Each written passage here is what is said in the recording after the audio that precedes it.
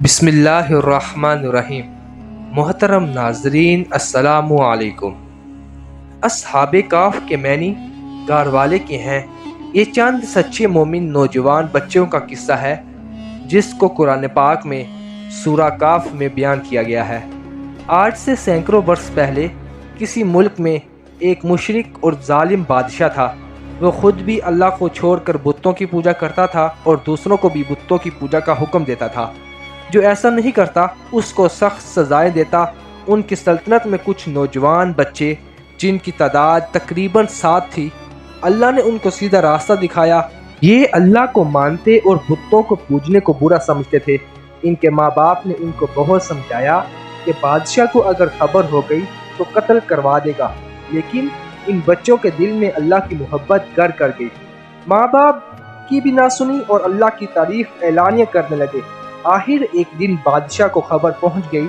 لڑکے ڈر کی وجہ سے ایک پہاڑ کی غار میں جا کر چھپ گئے۔ ان کے ساتھ ان کا کتا بھی تھا، وہ بھی ساتھ چلا گیا۔ جب کوئی شخص اللہ کا ہو جاتا ہے تو اللہ بھی اس کی مدد کرتا ہے۔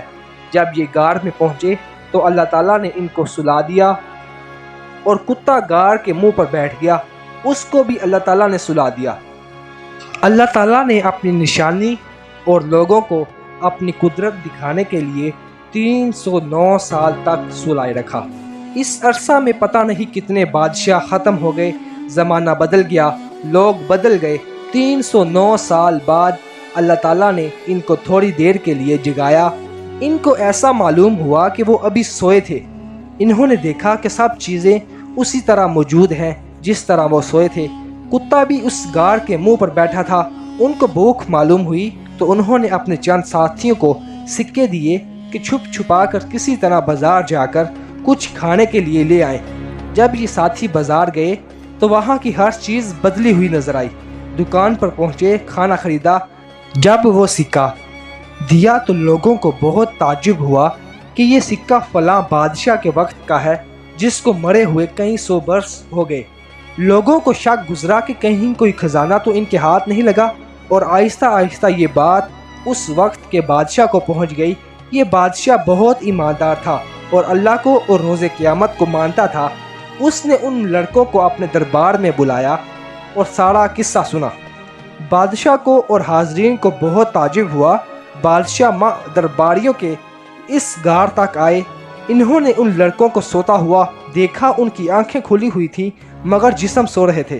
بادشاہ اور ان کے درباریوں پر ایک وحشت طاری ہو گئی اور واپس چلے آئے۔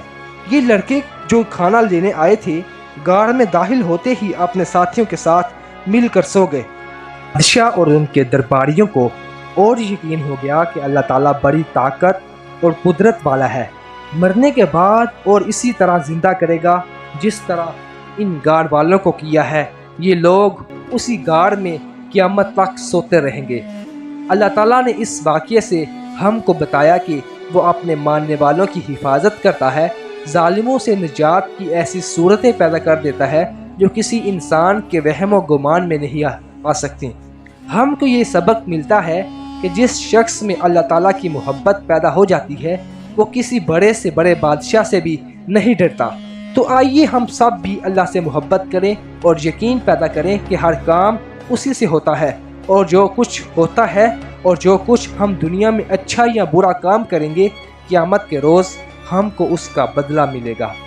مزید اسلامک ویڈیوز دیکھنے کے لیے ہمارے چینل AH TV کو سبسکرائب کریں تاکہ ہر نئی آنے والی ویڈیو سے آپ باخبر رہ سکیں۔ اب تک کے لیے اتنا ہی، اب اجازت دیجیے۔ السلام علیکم۔